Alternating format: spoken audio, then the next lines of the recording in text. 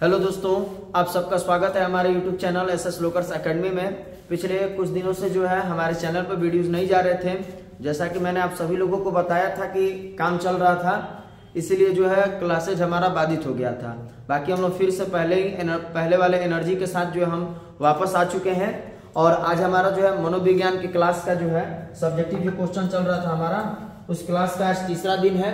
और इसमें हम लोग जो है मनोविज्ञान के जो भी महत्वपूर्ण सब्जेक्टिव क्वेश्चन है जो एग्जाम में पूछे जाने वाले हैं उसको करेंगे।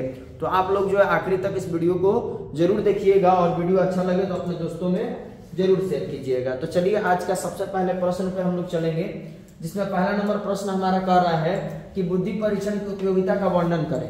सबसे VVI मोस्ट इंपॉर्टेंट जो है यह क्वेश्चन है। कहा जा रहा है कि बुद्धि परीक्षण की उपयोगिता का वर्णन करें, तो इसका उत्तर होगा कि बुद्धि परीक्षण की उपयोगिता जीवन के अनेक क्षेत्रों में स्थापित हो चुकी है, चाहे वो शिक्षा का क्षेत्र हो या व्यापार का क्षेत्र हो या मतलब कि किसी भी तरह का क्षेत्र हो। हर जगह जो है बुद्धिमान व्यक्ति की आवश्यकता पड़ती है और बुद्धिमान व्यक्तियों की पहचान जो है किसके माध्यम से होती है, तो बुद्धि परीक्षण के माध्यम से होती है। और इस बुद्धि परीक्षण की उपयोगिता का जो है निम्नलिखित क्षेत्र जो है मैं किन क्षेत्रों में ज्यादा मतलब इसका प्रयोग किया जाता है, तो कहा जा रहा है कि मंद बुद्धि बालकों को पता लगाने में इसका प्रयोग किया जाता है, शिक्षा के क्षेत्र में इसका प्रयोग किया जाता है और बौद्धिक दुर्बलता के निदान के क्षेत्र में भी जो है इसका प्रयोग किया जाता है। तो ये हमारा बुद्धि परीक्षण की उपयोगिता था। इसके बाद जो है आगे देखेंगे हम लोग दूसरा नंबर प्रश्न को, जिसमें कह रहा है कि स्पीयरमैन के दो खंड या द्वितत्वीय सिद्धांत से आप क्या समझते हैं। तो स्पीयरमैन ने जो है दो खंड या द्वितत्वीय सिद्धांत का प्रतिपादन किया कब, 1927 में। तो कहा जा रहा है कि 1927 में चार्ल्स स्पीयरमैन ने बुद्धि का दो खंड का सिद्धांत प्रतिपादित किया। उनके अनुसार जो बुद्धि दो प्रकार के होते हैं, एक होता है सामान्य बुद्धि जिसको हम लोग सामान्य तत्व भी बोलते हैं, एक होता है विशिष्ट बुद्धि जिसको हम लोग विशिष्ट तत्व भी बोलते हैं, ठीक ना। और इसी को हम लोग आगे अगर देखेंगे पहला नंबर वाले बात कुछ जिसमें कह रहा है कि सामान्य बुद्धि, तो सामान्य बुद्धि या सामान्य तत्व जिसमें कह रहा है कि व्यक्तियों में सामान्य तत्व कम या अधिक मात्रा में पाई जाती है, ठीक ना। और यह व्यक्तियों में जन्मजात रहती है, इसका उपयोग जो है सभी मानसिक कामों में किया जाता है और यह प्रत्येक व्यक्तियों में भिन्न भिन्न पाई जाती है। जिस व्यक्ति में जो है इसकी मात्रा ज्यादा होती है वो अपने जीवन में अधिक सफल होता है। मतलब कहा जा रहा है कि सामान्य बुद्धि या सामान्य तत्व जो है वो कम या अधिक दोनों होता है और ये जो है व्यक्तियों में जन्मजात पाया जाता है और इसका उपयोग जो है हम लोग मानसिक कामों में करते हैं। और जिस व्यक्ति में इस तरह का जो है सामाजिक तत्व सामान्य बुद्धि या सामान्य तत्व ज्यादा होगा वो अपने जो है मतलब कि जीवन में अधिक सफलता प्राप्त करता है। इसी तरह अगर विशिष्ट बुद्धि को देखेंगे या विशिष्ट तत्व को, तो इसमें कहा गया कि विशिष्ट तत्व का संबंध जो है किससे होता है, विशेष कार्यों से होता है और यह तत्व सभी व्यक्तियों में भिन्न भिन्न होता है। जिन व्यक्तियों में विशिष्ट तत्व जो अधिक पाई जाती है वो अपने विशेष कार्यों में सफलता को प्राप्त करने में सफल होता है, ठीक। तो ये हमारा दूसरा नंबर प्रश्न का उत्तर था। इसी तरह तीसरा नंबर प्रश्न पे चलेंगे, जिसमें दे रहा है कि सामूहिक चेतन से आप क्या समझते हैं। तो इसका उत्तर होगा कि सामूहिक चेतन कार्ल यूंग द्वारा दिया गया एक महत्वपूर्ण संप्रदाय है। इसमें पूरे मानव जाति की अनुभूतियां जो हम लोगों को अपने पूर्वजों से प्राप्त होती है या संचित होता है वो हमें अनुभूतियां जो है आद्रूप कहलाती है। जैसे में कहा जा रहा है कि सूर्य को देवता मानकर के जो पूजा करने का विचार जो हमें अपने पूर्वजों से प्राप्त हुआ है, जो सामूहिक चेतन का एक उदाहरण है। कहने का मतलब ये होगा कि सामूहिक चेतन का प्रयोग कार्ल यूंग ने किया, जिसमें हमारे जो पूरे मानव जाति की अनुभूतियां जो है रहती है और वो हमें पूर्वजों से प्राप्त होती है। तो ये सामूहिक चेतन था, तो इससे एक ऑब्जेक्टिव बनता है, याद रखिएगा कि इसका प्रतिपादन किसने किया, तो कार्ल यूंग ने किया, ठीक ना। इसके बाद जो है आगे देखेंगे चौथा नंबर, जिसमें कह रहा है कि अच्छे आहार से आप क्या समझते हैं। तो इसका उत्तर होगा कि इसमें मानव के जीवन में बचपन से बुढ़ापे तक के दिनों में शारीरिक स्थिति के अनुसार यानी वैज्ञानिक तरीके से जो आहार लिया जाता है उसी पोषक तत्वों को अच्छा आहार कहा जाता है। मतलब कहा जा रहा है कि हमारे जो जीवन में बचपन से बुढ़ापे तक के जो है हम समय में जो भी शारीरिक अपनी स्थिति को देख करके जो भी हम आहार लेते हैं वैज्ञानिक तरीके से ले या शारीरिक स्थिति के अनुसार ले, तो अच्छा आहार को हम लोग क्या कहते हैं, अच्छा आहार बोलते हैं, ठीक ना। इसी तरह अच्छा स्वास्थ्य का भी क्वेश्चन आता है तो उसको भी आप लोग जरूर पढ़िएगा। आगे हम लोग अगर पांचवा नंबर प्रश्न को देखेंगे तो जिसमें दे रहा है कि योग के कितने अंग है। ये मोस्ट इंपोर्टेंट क्वेश्चन है, VVI इसको याद रखिएगा। तो यहाँ पे देखेंगे हम लोग योग के अंग के बारे में। तो कहा जा रहा है कि पतंजलि ने अपने प्रसिद्ध पुस्तक योग सूत्र में अष्टांगिक मार्ग को विस्तृत रूप से बताया है। योग के मुख्यतः जो है कितने अंग होते हैं, तो 8 अंग होते हैं। 8 अंग कौन कौन से, तो पहला यम हो गया, दूसरा नियम हो गया, तीसरा आसन हो गया, चौथा प्राणायाम हो गया, पांचवा प्रत्याहार हो गया, छठा धारणा हो गया, सातवां ध्यान हो गया और 8वां समाधि हो गया। आप लोग को ऑब्जेक्टिव का जब मैं सीरीज चला रहा था तो उसमें भी आप लोग को बताया था कि योग के 8 अंग कौन कौन से होते हैं, और यहाँ भी बता रहा हूँ। तो आप लोग जरूर याद रखिएगा, यम, नियम, आसन, प्राणायाम, प्रत्याहार, धारणा, ध्यान, समाधि, ये योग के 8 अंग है। और ये योग जो है किससे संबंधित है, तो पतंजलि से संबंधित, ये भी याद आप लोग रखिएगा। इसी तरह आगे चलेंगे अगला नंबर क्वेश्चन पे, जिसमें दे रहा है हमारा 6ठा नंबर क्वेश्चन कि अभिघातक उत्तर दबाव विकार क्या है। तो इसका उत्तर होगा कि अभिघातक उत्तर दबाव विकार वास्तव में विघटन की स्थिति है। ठीक, इसमें शोरगुल, खराब संबंध, ठीक, भीड़ आदि जो है संबंधित घटनाएं जो है इससे संबंधित होता है।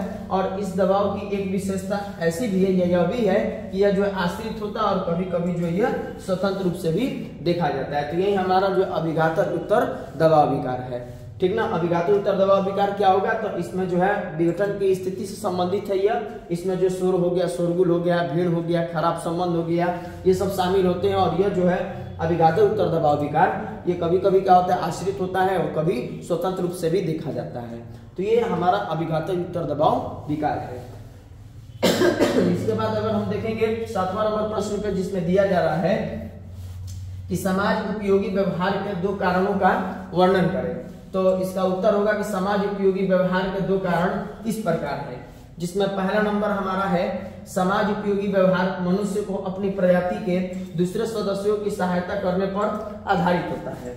इसके बाद दूसरा नंबर अगर पॉइंट देखेंगे, इसमें कहा जा रहा है कि समाज उपयोगी व्यवहार अधिगम से प्रभावित होता है। अधिगम मतलब होता है सीखना।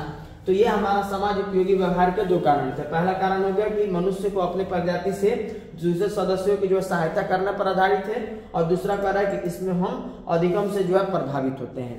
तो ये हमारा समाज उपयोगी व्यवहार के 2 कारण थे, जो 7वां नंबर प्रश्न का उत्तर है। इसके बाद 8वां नंबर प्रश्न पर चलेंगे, जिसमें दिया जा रहा है कि अंतर समूह प्रतिस्पर्धा क्या है। ये भी इंपॉर्टेंट क्वेश्चन है, VVI क्वेश्चन है, इसको आप लोग जरूर देखिएगा। तो अंतर समूह प्रतिस्पर्धा क्या कह रहा है कि प्रत्येक समाज में अनेक समूह होते हैं जिनके लक्ष्य जो है भिन्न भिन्न होते हैं। हम लोग पढ़े भी हैं, आप लोग पढ़े भी होंगे कि प्रत्येक समाज में क्या होता है कि जो है अनेक तरह के समूह होते हैं और जिनका लक्ष्य क्या होता है, भिन्न भिन्न होता है। और इसके बाद कहा जा रहा है कि प्रत्येक समूह के अपने लक्ष्य की प्राप्ति के लिए जो है वो प्रयास करते हैं, लेकिन जब कोई दूसरा समूह जो उनके लक्ष्य की प्राप्ति में बाधा पहुंचाता है या विरोध करता है, तो इनमें संघर्ष की स्थिति उत्पन्न हो जाती है। और इसे ही हम लोग क्या कहते हैं, अंतर समूह प्रतिस्पर्धा कहते हैं। मतलब कंपटीशन करना। प्रतिस्पर्धा मतलब क्या होता है, कंपटीशन करना होता है। तो यहाँ बताया जा रहा है कि अगर मतलब जो भी हम समूह में रह रहे हैं, तो एक हमारा से दूसरा समूह जो है संघर्ष कर रहा है। अब उस संघर्ष करने की स्थिति में अगर हम दूसरे समूह से संघर्ष कर रहे हैं और वो हमारे जो बाधा पहुंचा रहा है, रुकावट कर रहा है, तो उस समय हमारा अंतर समूह द्वंद या प्रतिस्पर्धा की स्थिति उत्पन्न हो जाती है। तो ये हमारा जो है 8वां नंबर प्रश्न का उत्तर है। इसके बाद चलेंगे हम लोग 9 नंबर प्रश्न पे, जिसमें दे रहा है कि अनुरूपता क्या है। इंपॉर्टेंट क्वेश्चन है, VVI है, इसको याद रखना है। अनुरूपता क्या कह रहा है कि व्यक्ति किसी न किसी समूह का सदस्य होता है और उस व्यक्ति से यह आशा की जाती है कि वह जिस समाज या समूह का सदस्य है, ठीक, उसके आदर्शों के जैसा वो बर्ताव करेगा या समूह के निर्णय को स्वीकार करेगा। समूह के दूसरे सदस्यों की ऐसी मनोवृत्ति विकसित करने और उनके ऐसे व्यवहार करने की प्रवृत्ति को क्या कहते हैं, अनुरूपता कहते हैं। मतलब कहा गया है कि व्यक्ति कोई ना कोई समूह का सदस्य होगा और उस व्यक्ति से आशा की जाती है वो जिस समूह या समाज का सदस्य है वो उसके समूह या समाज के अनुसार जो व्यवहार करेगा उसके निर्णय को स्वीकार करेगा। तो उसके ऐसे बर्ताव करने की प्रवृत्ति को ही क्या कहा जाता है, अनुरूपता कहता है। मतलब एक जैसा कार्य को करना, अनुरूप रहना। ठीक, तो ये हमारा 9 नंबर प्रश्न का उत्तर था। 10 नंबर प्रश्न पर चलेंगे, तो इसमें कह रहा है अनुपालन कह रहा है। अनुपालन क्या है, तो अनुपालन में कह रहा है कि अनुपालन का अर्थ होता है क्या, अनुगामी बनना, मतलब पीछे चलना, साथ साथ चलने वाले। जैसे आगे कोई है तो उसके पीछे हम चला तो हम क्या बन गए, अनुगामी बन गए। तो पीछे चलने वाले को हम लोग क्या कहते हैं, अनुगामी कहते हैं। तो यहाँ पे अनुपालन का अर्थ क्या होगा, अनुगामी बनना होता है या पीछे चलने वाला होता है। इसके बाद कहा जा रहा है कि यह ऐसा सामाजिक प्रभाव तथा सामाजिक अंतःक्रिया है जिसमें एक व्यक्ति किसी दूसरे व्यक्ति के आग्रह से प्रभावित होकर उसके इच्छा अनुसार जो कार्य करने के लिए तैयार हो जाता है, और उसे ही हम लोग क्या कहते हैं, अनुपालन कहते हैं। अनुपालन मतलब होता है पिछला को, कि मतलब सामने वाला हमसे, हमारे आगे वाला जो हमसे बोले, हम उसकी बातों को क्या करें, पीछे पीछे मानते रहे। तो वही बात यहाँ पे कहा कि यह ऐसा मतलब सामाजिक प्रभाव या सामाजिक अंतःक्रिया जिसमें एक व्यक्ति किसी दूसरे व्यक्ति के आग्रह से प्रभावित होकर, आग्रह मतलब सामने वाला व्यक्ति या हमारे आगे चल रहा व्यक्ति हमको आग्रह किया, अब हमको आग्रह किया तो हम उसकी बातों को क्या किए, माने, तो हम प्रभावित हुए ना। तो आग्रह से प्रभावित होकर के जो उसकी इच्छा अनुसार कार्य करते हैं, मतलब उसकी इच्छा के अनुसार हम काम कर रहे हैं, तो वही हमारा क्या कहलाता है, अनुपालन कहलाता है। तो ये भी एक इंपॉर्टेंट क्वेश्चन है, इसको जरूर आप लोग याद रखिएगा। तो ये हमारा जो है 10वां नंबर प्रश्न था, और आज हमारा जो है ये 10वां नंबर प्रश्न आज का आखिरी प्रश्न है। तो टोटल आज हम लोग जो है 10 प्रश्नों को किए। 10 प्रश्न जो इंपॉर्टेंट क्वेश्चन है, जो एग्जाम में पूछे जाने वाले हैं, उन्हें हम लोग जो किए। तो आप लोग इसको जो है जरूर से अपने कॉपी में या इसको याद कर लीजिएगा, और बाकी जो है अब से जो है रेगुलर क्लास चलेगा, तो आप लोग जरूर जो है जुड़े रहिए हमारे साथ। जब तक एग्जाम नहीं हो रहा है आप लोग का, तब तक जुड़े रहिए, और हम कोशिश कर रहे हैं कि आप लोग के लिए बेहतर से बेहतर जो है प्रश्न और ऑब्जेक्टिव का भी प्रश्न लेकर के आए। तो तब तक के लिए जो आगे की वीडियो के लिए आप लोग हमारे चैनल से जुड़े रहिए। धन्यवाद।